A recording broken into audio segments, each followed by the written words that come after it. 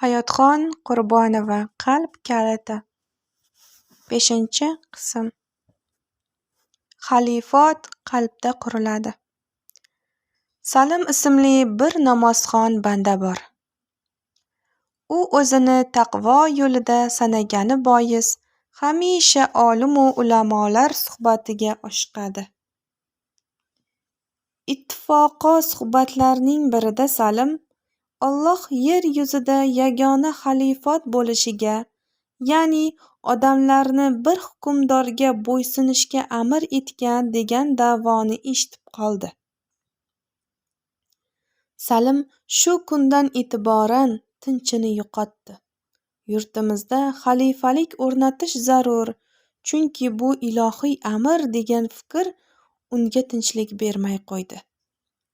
Do'stu birodarlari yig'ilsa ham, boshqa davralarda ham Salim so'zni xalifalikka olib borib taqar, obro'-e'tiborli namozxon bandaligi bois unga hamsuhbatlari bajonidil quloq tutishar, xalifot to'g'risidagi fikri ma'quldek tuyulardi.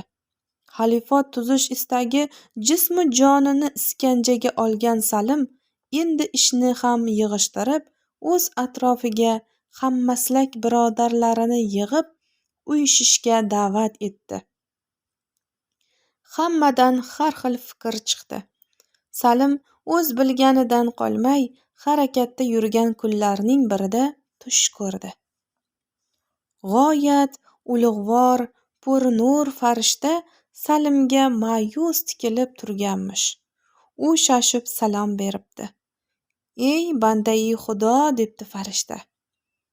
"Alloh amri bilan hozirda qilayotgan amaling noto'g'ri ekanligini aytish va bu yo'ldan qaytarish uchun huzuringga keldim." "Qaysi amalim?" sezib tursa-da o'smoqchiladi Salim. Alloh odamni yerga xalifa etib sayladi.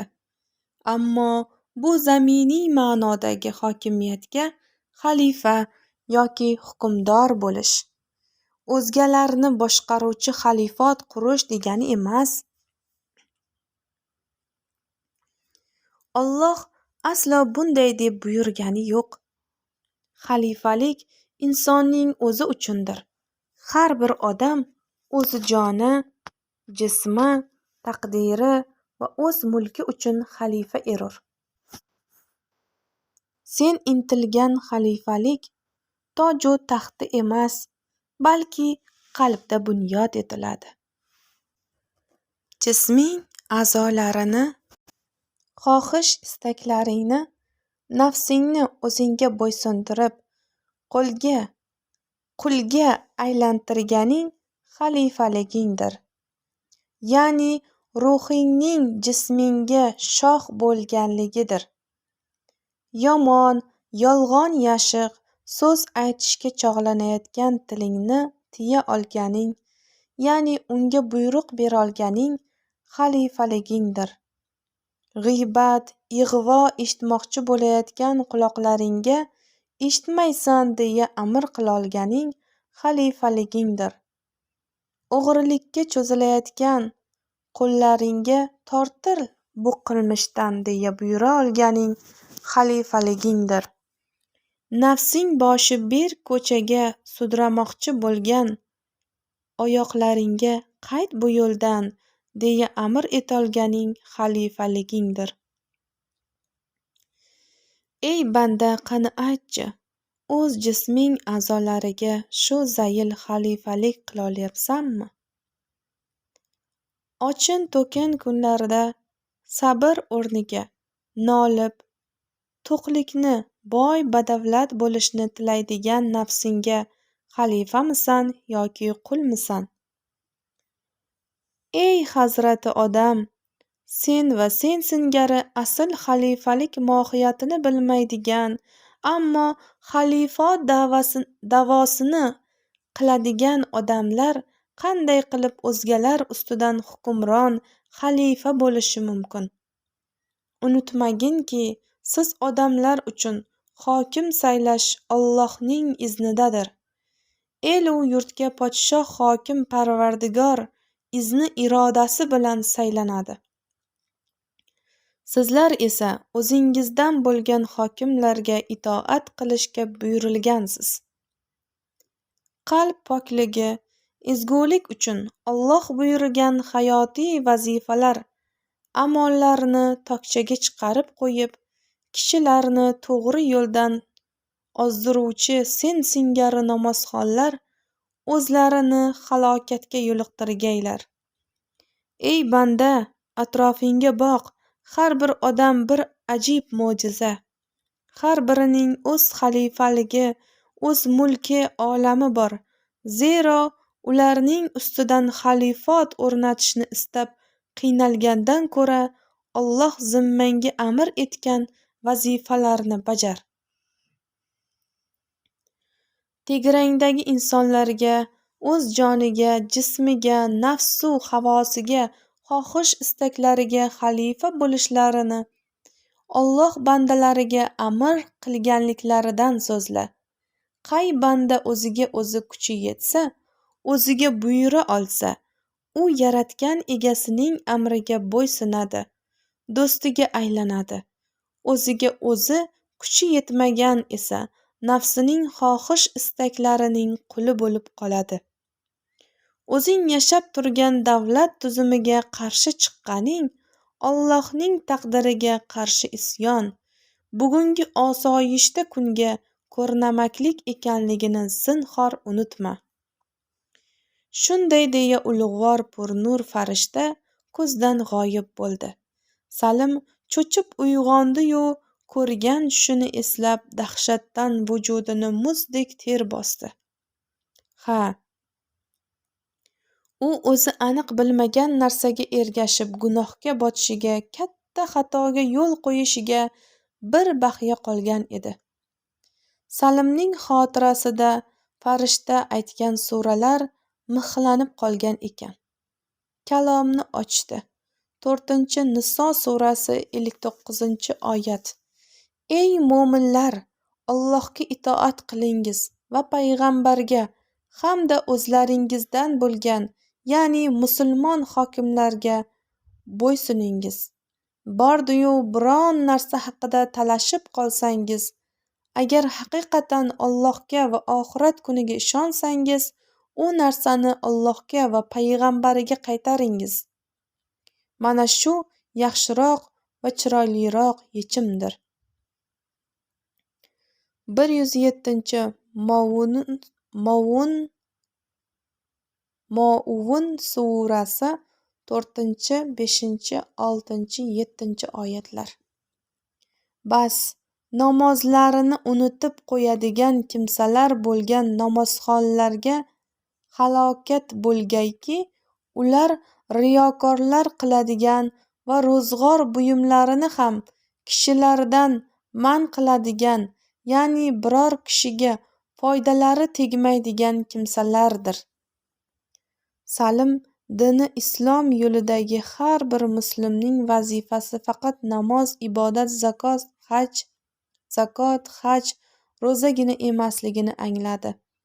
Jismi jonidagi nuqsonlarni o'z xalifaligi qalbidan olib tashlashga bel bog'ladi. Yaratgan egasi har bir bandasiga buyurgan ushbu vazifalarni o'z xalifaligi, ya'ni qalb ihromi darvozalariga yozib qo'ydi.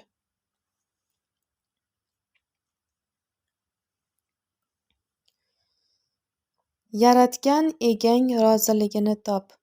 Ota-onangni, odamlarni rozi qil.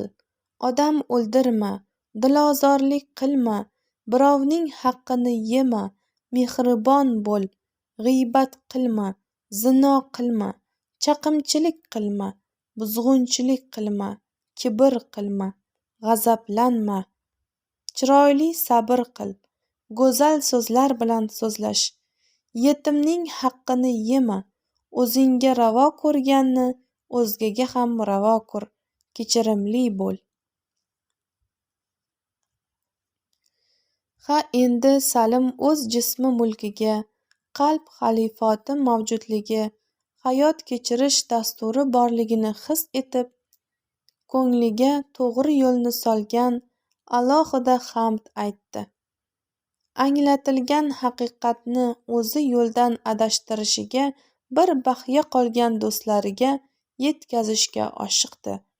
Mana aziz zamondoshim, odamning yerdagi xalifa ekanligi mohiyatini angladingiz.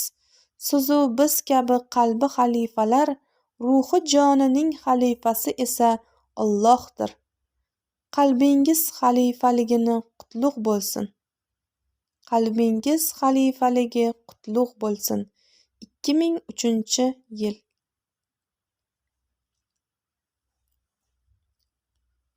Tundan yorug'lik kutilmas. Yaqinda uyimizga olis qishloqda yashovchi dugonam Iroda mehmon bo'lib keldi.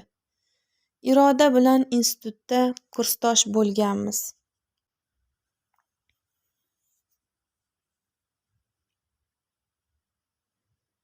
U bilan birga xonadonimga olis talabalik yillarimning sho'x-shodon shabbodalari kirib kelganday bo'ldi. Ammo bir narsa yuragimni o'rtadi. Men bilan Irodadan asar ham qolmagan edi. Men bilgan Irodadan asar ham qolmagan edi. Ozib to'zigan, yuzini ajin bosgan, ko'zlarining nuri ketganday so'niq. Uning holi ahvoliga jonim kuyib, beixtiyor yoshlanganday ko'zlarimni yashirincha artdim. Ammo u og'rig'imni his etdi. Qo'llarimni qo'llariga olib, ko'zlari namlanib hayotidan so'yladi. Dugonajon, o'shasan. Hamon tiniq, sokin chehrangda kulgu, ko'zlaringda chaqnoqlik, sababi umr yo'ldoshing yaxshi. Oilangda inoq, ittifoqlik hukmron. Bolalaring churq etib ovoz chiqarmay o'z ishlarini bilib qilishlarini maroq bilan kuzatib o'tiribman. Dadam rahmatli ro'zg'ordagi qut-baraka xotinning inoq, ittifoq, bir-birini tushunib yashashida derdi. Xuddi shu muhitni sening uyingda ko'rib havas qildim. Ammo hayotim oddiy, odamgarchilik qoidalaridan bexabar, johil oilaga tushib qoldim. 13 yillik turmushimni o'ylasam, qanday chidadim ekan, hayronman. Oilada kenja kelinman, uyimizda janjal bo'lmagan kun yo'q. Arzimagan narsaga ham janjal. Aytaylik, kir yuvadigan parashokni ko'proq ishlatib qo'ysang ham, ishdan sal kechroq kelsang ham so'kish, qarg'ish eshitasan. Sababini so'ramaydilar. Qaynonam qarg'asa, qaynisinglim ham yoniga kirib o'qiydi. Bu oiladagilar shirin so'zni bilisharmikin? Har bir so'zlari nishtarday qalbga botishini anglamasmikinlar deb o'ylaysan. Qaynog'alarning og'zidan chiqqani-ku uncha-muncha odam dosh berolmaydi. Jilla qursa umr yo'ldoshing shirin so'zdir dersan. Qayoqda? Yana oliy ma'lumotli emish. Sadqai diplom ketsin unday johillarga. Boshim kasaldan chiqmay qoldi. Bollarim ham hozirdan asabiy, tillari yomon bo'lib ketyapti. Qush uyasida ko'rganini qiladi-da deb qo'yaman. Irodaning ko'z yoshlarini asta artib. Bu dilozorlar hozir qalbingni qon qilsa, zum o'tmay hech narsa bo'lmaganday gaplashib ketaverishadi. Chamasi dilozorlik ular uchun odatiy holga aylanib qolgan. Ammo men ularning kesatiqlari, pichinglari, munofiqliklari, xo'rliklariga chidolmadim. 2 bolamni tashlab kichkinamni oldim-da, chayonxonadan bosh olib ketdim. Ammo bolalarimni sog'inganda chidamay ketyapman. Hayotdan to'ydim. Xudodan o'zimga o'lim tilaydigan bo'lib qoldim. Ko'p gapirib seniyam yuragingni qon qilib yubordim, kechir dugonajon. Iroda o'pkasi to'lib yig'lab oldi. Men esa nima deb yupatishni bilmay sukutda edim va nihoyat u tinchlangach so'z boshladim. O'rtoqjon, qalbing og'riqlarini his etib turibman. Bunday paytda qanday maslahat berishni bilmaysan odam. Har yomonlikning bir yaxshiligi bo'ladi deydilar. Sen o'z oilangdagilarga juda yaxshi o'rganibsan. Ularning kimligini tushunib yetibsan. Shunday ekan ularning kimligini bilib turib, boshqacha bo'lishlarini kutishing nodonlik-ku. Kechir qattiq gapim uchun. Tasavvur qil, iting bor, u tinmay akillayveradi. Itning vovullashi joningga tegib undan bulbul bo'lib sayrashni talab qilishing aqldanmi? It bulbul bo'lib sayrarmikan? Aslo. It o'z nomi bilan it. Bulbul esa bulbuldir. Bir mulohaza qilib ko'rginchi, kim nodon egasining talabini bajarmagan? Itmi yoki itdan bulbul bo'lishni kutgan senmi? Iroda ilkis bosh ko'tarib hayrat bilan menga qaradi. Aytaylik, bir o'zing ko'rib turgan daraxtning olma ekanligini bilib turib, undan nok yoki gilos kutyapsan. Nahot olma qilib yaratilgan daraxt senga yoqish uchun gilos yoki nok meva bersa? Axir yaratilgan daraxt senga yoqish uchun gilos yoki nok meva bersa. Bu mantiqsizlik-ku. Gaplarimni ko'nglingga olmagin. Haqiqat tikanli gulga o'xsharkan. Hidlashni bilmaganning burniga suqilarkan. Lekin sen bu gulni hidlay olasan. Axir sen irodasan-ku. Asta uning qo'llarini silab qo'yaman. Iroda ma'qullab bosh silkiydi. Mulohazalarim unga ma'qulligini sezardim. Yaqinlaring kimligini bilganing holda ulardan shirin so'z, xush takalluf kutib, o'zingni qiynaganing qolibdi xolos. Mayli, sen ularni o'z holiga qo'y. Nimani lozim ko'rsalar, shuni qilsinlar, xafa bo'lma. Sen tun qo'ynida turib, quyosh yorug'ligini aslo kutma.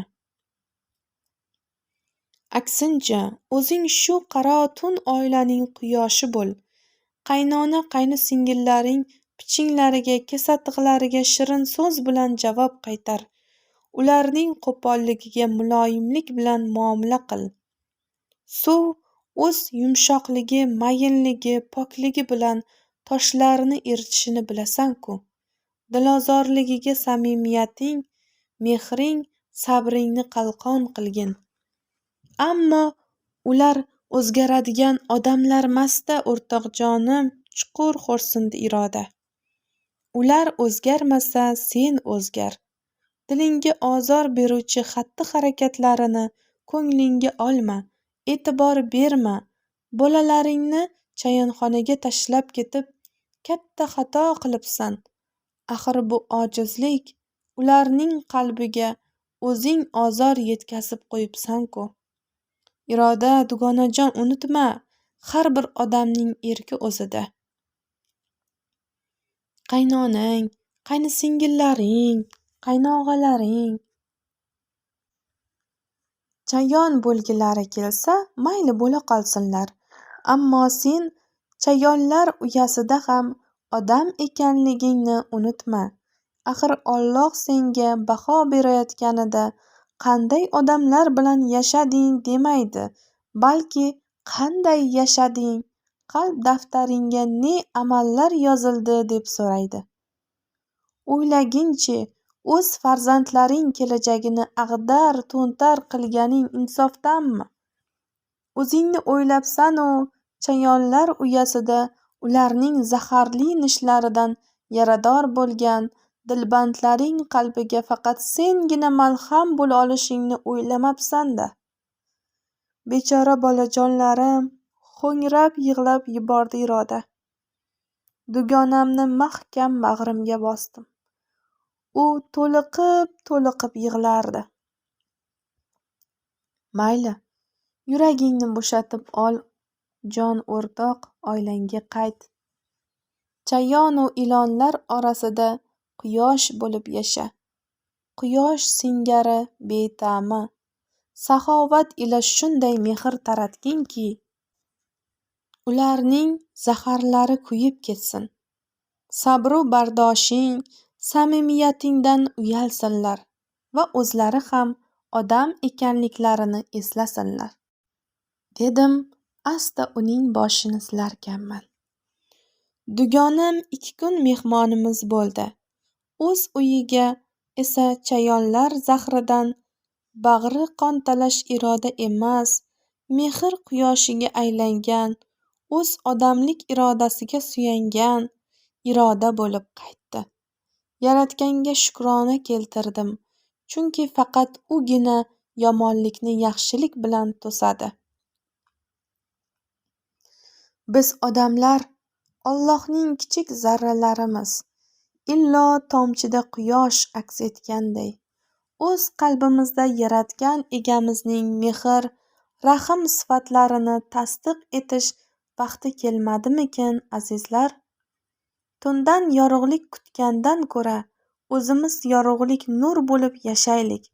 Chunki chayon bo'lsak ham, bulbul bo'lsak ham, gul bo'lsak ham, tikon bo'lsak ham, erkimiz o'zimizda.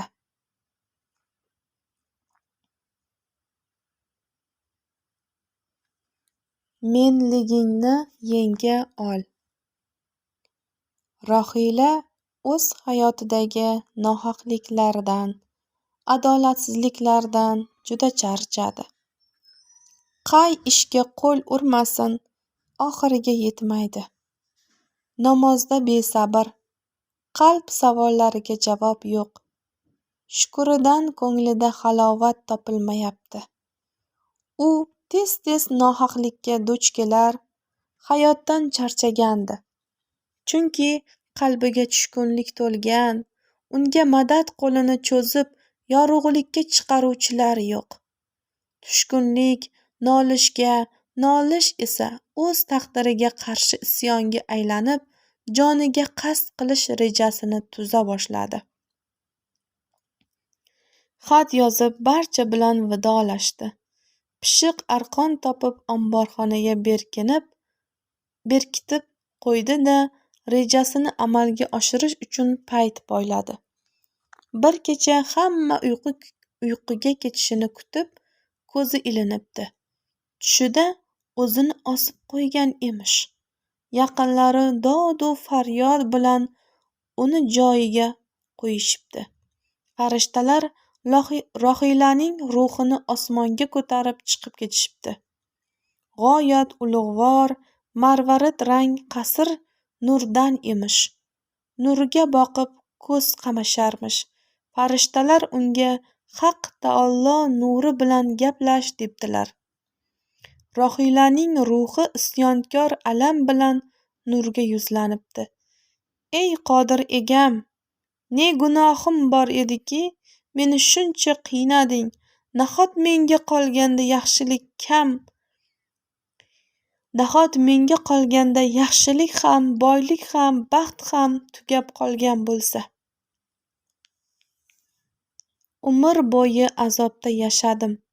Nahot yordam berish mumkin bo'lmadi.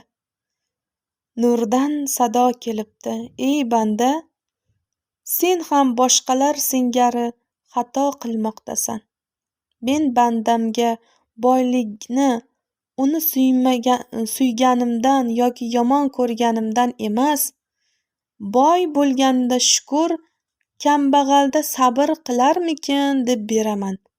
Sizlar esa buni sitam, qiyinchilik, jazo deb qabul qilasizlar. Sen boylikni mukofot deb bilsang, mening nazdimda bu katta sinov. Chunki sinov bandalarni sabrga o'rgatish yo'li bo'ladi.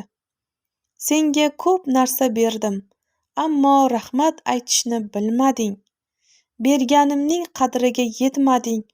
Vujuding sog', ko'zlaring ko'radi, binoyidek umr yo'ldoshing, guldek farzandlaring, uy-joying bor, rizqingni terib beruvchi hunaring, do'stu dugonalaring bor. Nega noshukrlik qilasan? Odam o'ldirma dedim. Odamlar dilini o'ldirishni o'rganding. O'g'irlik qilma dedim. Sen cho'ntak kesmay birovlarni tunamay o'g'ri bo'lding.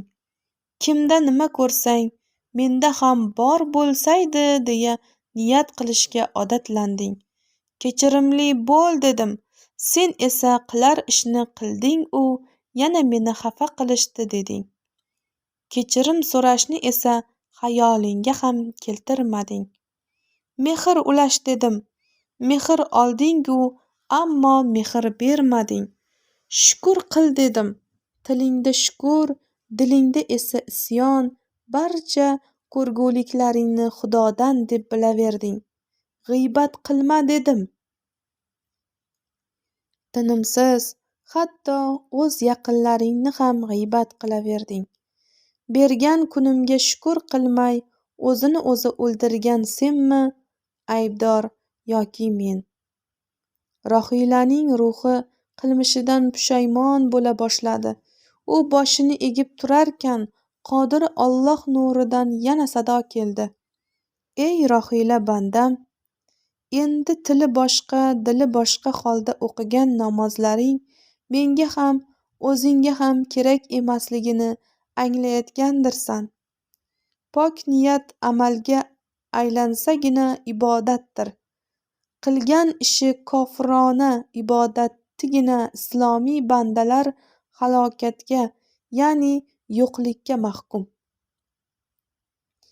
Hayoting, qilayotgan ishlaring, pok namozing chin dildan ixlos bilan o'qilsagina, ha ana shundagina men mo'minman deya olasan. Osmon uzra chaqmoq chaqdi. Rohila cho'chib uyg'ondi. Ko'rganlari tush ekanligiga shukr qilib, umrida ilk bor sidqi dil poklanishga qo'zg'aldi va hayotida birinchi marta shukr qilib, yig'lab namoz o'qidi. Bu shodlik yig'isi edi. Rohila yaratgan egasiga, uning mehriga shukr aytib sajda qildi. Rohilaning ko'zlari yorug' olamga mehr, shukr, quvonch bilan boqar, qalbida esa shu kun uchun, o'zini tanib yashash imkonini berayotgan kun uchun shukr bor edi. 2003-yil.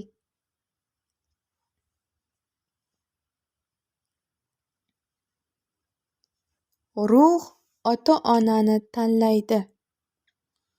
Aziz zamondoshim, keling, o'z zaminiy vazifalarimizni o'rganishda davom etaylik. Mana siz o'yladingiz, zimmangizga erlik vazifasi yuklandi.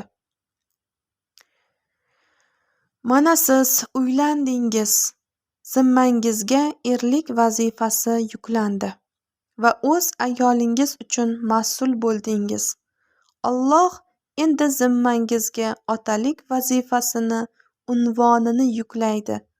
Ota bo'lishlikni yaratgan hammaga ham nasib etavermaydi. Bu vazifaga tayyorgarlik ko'rish burchingiz hisoblanadi. Samovotda farzandlarimiz ruhlari o'zining bo'lajak ota-onalarini tanlar ekan. Ayolingizning homiladorligi ana shu tanlovning yakunidir. Jufti halolingiz to'ng'ich farzandiga og'ir bo'y bo'ldi. Siz endi 3 inson uchun mas'ulsiz. Zero har bir fikringiz, so'zingiz, xatti-harakatingiz, ruhiy holatingiz ayolingizning ko'zlari, qalbi orqali bo'lajak farzand yurakchasiga yozilib boradi.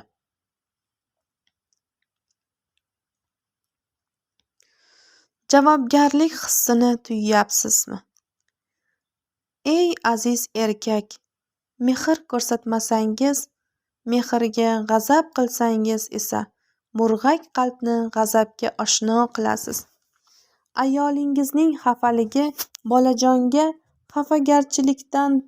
xafachilikdan dars berdi. Ikki xil holat, ikki his hali tug'ilmagan murg'ak jonda to'planadi. Alloh Qur'onda men sizga mo'min farzand beraman, lekin siz uni kofir qilguvchimisiz deya eslatadi.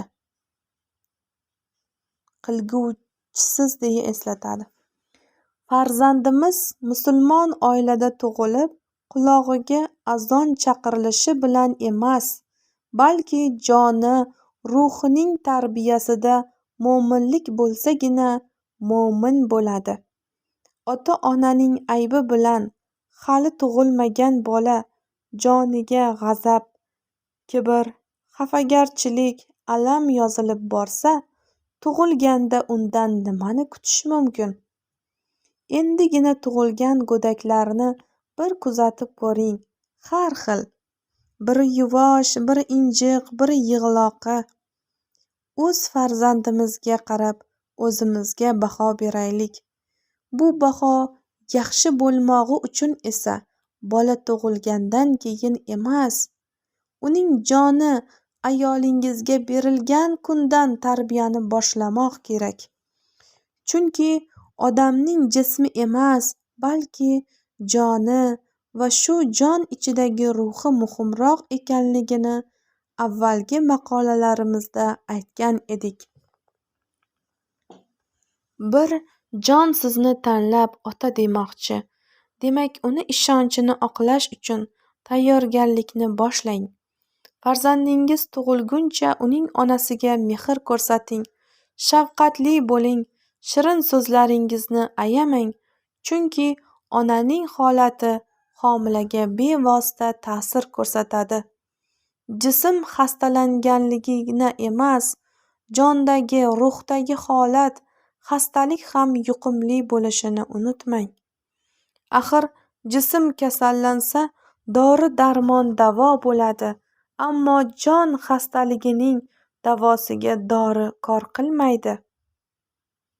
O'z joningizdagi g'azab, kibr, xiyonat, yolg'on kabi xastaliklarni ayolingizga, bo'lajak farzandingizga yuqtirgandan ko'ra, bu illatlarni yo'qotib tashlang. Salbiy holatlardan ustun bo'lib yashang. Farzand tug'ildi. Siz ota, ayolingiz ona bo'ldingiz. Siz ota, ayolingiz ona bo'ldingizlar. Otalik unvoningiz qutlug' bo'lsin. Illo siz bu unvonga loyiq sanaldingiz. Axir bu unvonni necha yillar intiq kutib yaratgan egasiga tavallo qilayotgan odamlar ozmunchami? Muhtaram ota, Alloh sizga bir jonni, o'z dargohidagi bir ruhini berdi. Bu katta ishonchni bolaga Alloh rozi bo'ladigan tarbiya, ta'lim berish bilan oqlaysiz. Bola ota-onaning aytganlarini emas, ular qilgan ishlarini qiladi. O'g'lim yoki qizim, bizga mehribon bo'lsin desangiz, avvalo o'zingiz ota-onangizga mehr ko'rsatib ibrat bo'ling. Bola rostgo'y bo'lishini tilasangiz, minbat yolg'on so'zlamang. Haloli pok ulg'aysin desangiz, avvalo o'zingiz birovlarning haqqiga xiyonat qilmang. Yaxshi ota bo'lsangiz unutmangki, kelajakda o'g'lingiz ham siz singari yaxshi ota bo'ladi.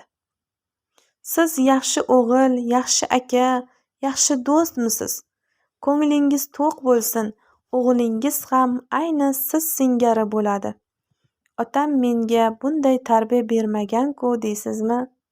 Haliyam kech emas. Tirik ekansiz, otangiz yo'l qo'ygan xatolarni tuzatish imkoni bor. Farzandingizning jismigagina emas, jonu ruhiga ham tarbiyachi etib saylangansiz. Shuni unutmang. Omon bo'ling.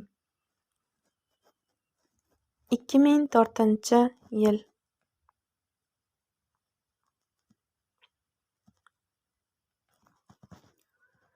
Jonimdan to'ydim. Ey hayot, ishlaring qiziq. Goh kuldirasan, goh yig'latasan. Baribir go'zalsan. Kasbi kori chevar bo'lmish ayol bilan suhbatimiz yakunida shu fikrlar qalbimda ham shirin, ham ma'yus tuyg'ular uyg'otdi. Va shu suhbatni siz aziz zamondoshimga ham ilindim. O'qib, o'zingiz uchun xulosalar chiqarsangiz ajab emas. Ayol 60larga kirgan bo'lsa-da yosh ko'rinardi. Yuzida yakkan-dukkam ajin, hayotning achchiq sinovlaridan o'tmaganday go'yo. Yoshamol ayolga havas bilan boqib, so'zlarini tingladim. Hayotxon dard ko'p, dardkash yo'q. So'z boshladi ayol, arang kun kechiryapmiz. Dadamiz bor yo'g'i 15,000 so'm maosh oladi. O'shani ham koshki vaqtida berishsa. 2 o'g'lim tog'ni ursa talqon qiladigan, uylanadigan yoshda. Tuzuk quruq ish yo'q. Ozgina gektar olganmiz. Shuni tatalab yurishibdi. Xudoyim ham bir ko'rgan bandasining boshiga sinovlar solaverarkan. O'ylab o'yimga yetolmayman. Chevarman, bir ikkita mijozim bor, lekin odamlarning ko'nglini topish qiyinlashib ketyapti-da. Modalar ham tinmay o'zgaradi. Ipni ipakka ulayverib charchadim. Jonimdan to'yib ketdim. Ayolning so'nggi gapidan kulgim keldi. Kasbim tilshunos emasmi? Har bir so'zlarining asl ma'nosini bilgim keladi. Jonimdan to'ydim iborasi kulgimni keltirgani sababi ham shunda. Fransuz olimlari jon berayotgan 100 ga yaqin odam ustida tajriba o'tkazishibdi. Jon berayotgan 100 ga yaqin odam ustida tajriba o'tkazishibdi. Qarangki, odam jismi o'lgandan keyin 2-7 gram yengil bo'lib qolarkan. Demak, jonimizning og'irligi bor yo'g'i 2 gramdan ekanda. Naqadar kulgili. Oh, bechoragina jon. U sendan to'ydimikan yoki sen undan? 2 gram, atigi 2 gram bo'la turib, 70-90 kilolik jismga hayot, jon, hayot berasan. Bu ham yetmaganday jismning muammolari, tashvishlari, cheksiz xohish-istaklari, yuki, alamlari, nolishlari bari sening zimmangda. O'zing to'ymadingmikan bulardan ey jon? Ayolga ma'yus boqaman-u, sen haqingda o'ylayman jon. Eri borligini, uning sog' omonligini, oz esada rizqi kelib turganini ko'rmayotgan, farzandlari navqiron, o'g'lonlari bo'y yetib yonlariga kirib qolishganlariga shukr qilolmayotgan egangdan sen to'ymadingmikin bechorajon? Naqadar sabrlisan. Jismning nodonligiga ham, noshukurligiga ham chidaysan-da endi.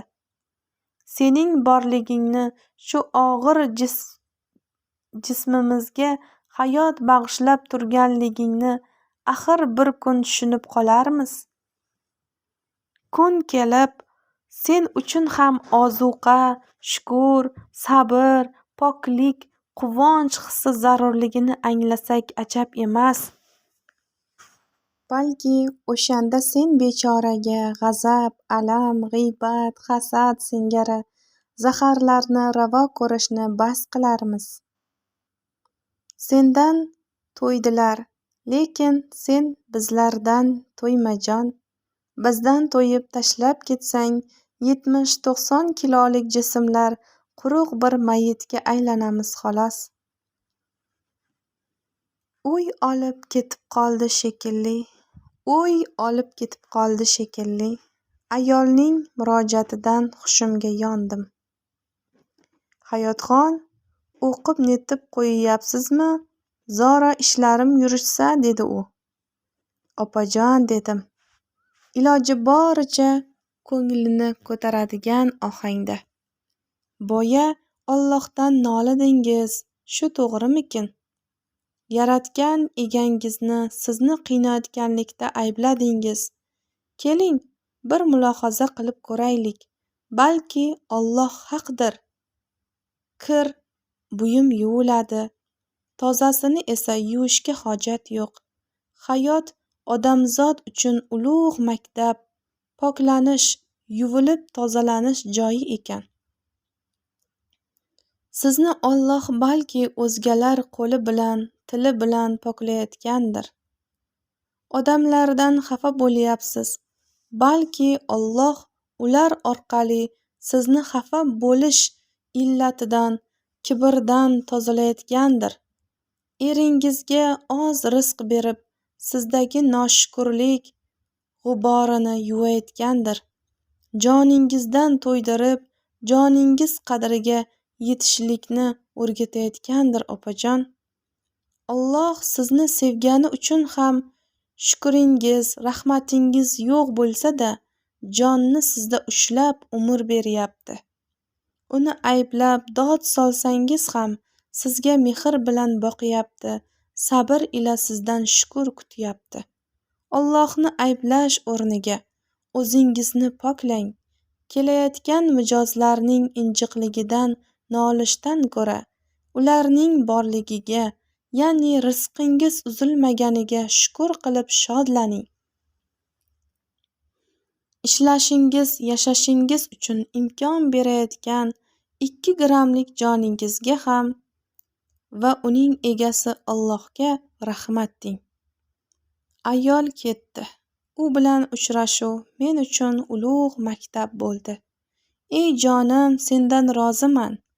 Bir paytlar senga shodlik o'rniga g'azab zahrini berganimni, shukr o'rniga isyon qilganimni kechir. Sen mendan, bizlardan to'yma, to'ysang o'likmiz, o'lik. Biz gumroh noshukur bo'lsak-da, sen sabrda tur. Vaqti soati kelib, o'zimizda sen jonning borligini eslab, qadringga yetib qolarmiz. Kut, ey jon, axir sen Allohnikisan. Parvardigori olam esa hamisha sabrda erur.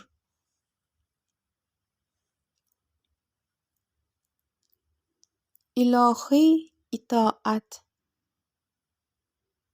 Musulmon odamning itoati nimalardan iborat ekanligi haqida ko'p o'ylayman.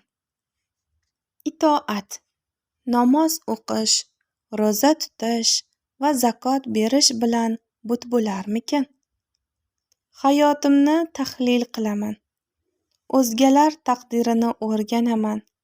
Dilim haqiqiy itoat faqat dindagi 5 farz bilan komil bo'lmasligini tasdiq etayapti. Namoz, roza, zakot bular jismim itoati. Lekin jismim ichida jonim va ruhim ham bor-ku. Axir ularning itoati nimada ko'rinadi? Ularning ham Allohga itoati zarurmikan?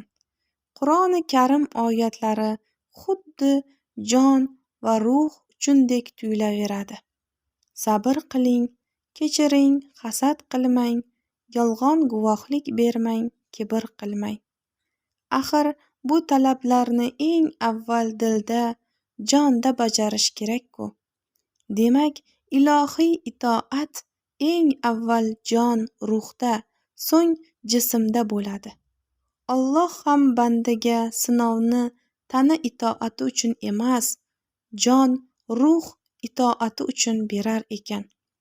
Bu xulosalarim to'g'ri, noto'g'riligini bilish uchun o'z bemorlarimning ichki ruhiy holatlarini chuqur o'rganib, hayotiy tashvishlarining sabablari, yechimlarini qidirdim.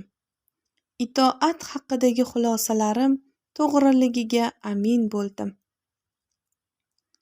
Sizga ham havola qildim. Bir bemor hayotimda muammolar ko'payib ketayotganligi shu sabab asabiy bo'lib qolganini aytdi. Asabini davolatish uchun kelibdi. Yarim soatlar chamasi ishxonasida uni hech kim hurmat qilmayotganini, qaynonasi birga yashashi, ko'p ovqat yeyishidan tortib, qo'shnilari qurayotgan imoratlar balandligigacha to'lib toshib so'zladi. Oxirida Alloh ham goho adolatsiz ishlarni ko'p qilar ekan deb nolidi. Bemorimning so'zlarini diqqat bilan eshitgach, asta so'z boshladim. Inim, musulmonmisiz? Bemorim shoshib baland ovozda alhamdulillah musulmonman, kalima keltiraymi dedi. Yo'q, musulmon amollarini ham bajarasizmi? 5 mahal namoz va yana kechalari goho shukr namozlarini o'qiyman. Alloh aytganlarini itoat qilib yashayapman. Jonivorlarni yaxshi ko'rasizmi? Bo'lmasam-chi, uyimda nemis ovcharkasi bor, juda zo'r. Agar o'sha itingiz buyruqlaringizni bajarmasa, itoat qilmasa nima qilasiz? Nima qilardim? Ovqat bermayman, jazolayman. Qani itoat qilmay ko'rsinchi? Adabini beraman. Itingizni zo'rlab bo'ysundirish adolatdanmi? Qiziq odam ekansiz-ku. Itning egasi men, uni o'zimga bo'ysundirish adolatdan-da. Shunda astagina so'zni o'ziga qaratdim. Bir bandaning o'z qaramog'idagi jonivorini itoat qilishini adolatdan bo'lsa, Allohning o'zi yaratgan bandasini itoatga chorlashi adolatdan emasmi? Bemorim kutilmagan zarbadan esankirab qoldi shekilli, javob qilolmadi. So'zimda davom etdim. Inim, boya Allohning sizga berayotgan sinovlarini adolatsizlik deb sanadingiz. Lekin Alloh faqat jismingizgagina emas, balki joningizni ham itoat qilishga o'rgatyapti. Bizning Alloh uchun itoatimiz namoz o'qish, ro'za tutish yoki zakot berish bilan to'kis bo'lmaydi. Bular ilohiy itoatning bir bo'lagi xolos. Sizni shukurga o'rgatish uchun mablag' berdi. Saxiy bo'lishingiz uchun qaynonangizni sizga boqimanda qildi. Hasad qilmasligingiz uchun o'zgalarga go'zal imoratlar qurdirdi. Kechirimli bo'lishingiz uchun xafa qilguvchilarni yubordi. Sizni ilohiy kalomda buyurilgan musulmonning vazifalari hasad qilmaslikka, kechirimlilikka va shukr qilishga undayotgan qodir Alloh haq emasmi? Bizning ibodatimiz, ya'ni 5 vaqt namoz o'qishligimiz komil itoat bo'lsa, nega Qur'onda boshqa vazifalar ham berildi? Banda Alloh nasib etgan har bir kun, har bir sinov bilan kelishmas ekan, itoatliman deya olmaydi. Bemorim jim, chuqur o'yga tolgan. Men esa itoatning komili, dildagi itoat, jismning itoati faqat uni to'ldiradi degan xulosamni yana bir bor tasdiqladim. Jismni musulmonlik amallari bilan bezadik, ya'ni kalima qaytardik, namoz o'qidik, zakot va ro'za amallarini kanda qilmadik. Lekin endi Alloh buyurgan ruhiy, ma'naviy vazifalarni bajarish vaqti yetmadimikan? Itoatimizni jismda, qalbda komil qilsak, Alloh rozi bo'lmaydimi? Haqiqiy musulmon itoati go'zal, chin sabrli, shukrli itoat ekanligini tasdiqlash esa rozilikdir. Seni rozi qilish uchun menga bergan kuningdan roziman, Allohim. 49-betdan 62-betgacha o'qib eshittirildi. Sizlar bilan tong yulduzi bo'ldi. Keyingi qismlarini albatta tinglashingizni tavsiya qilaman.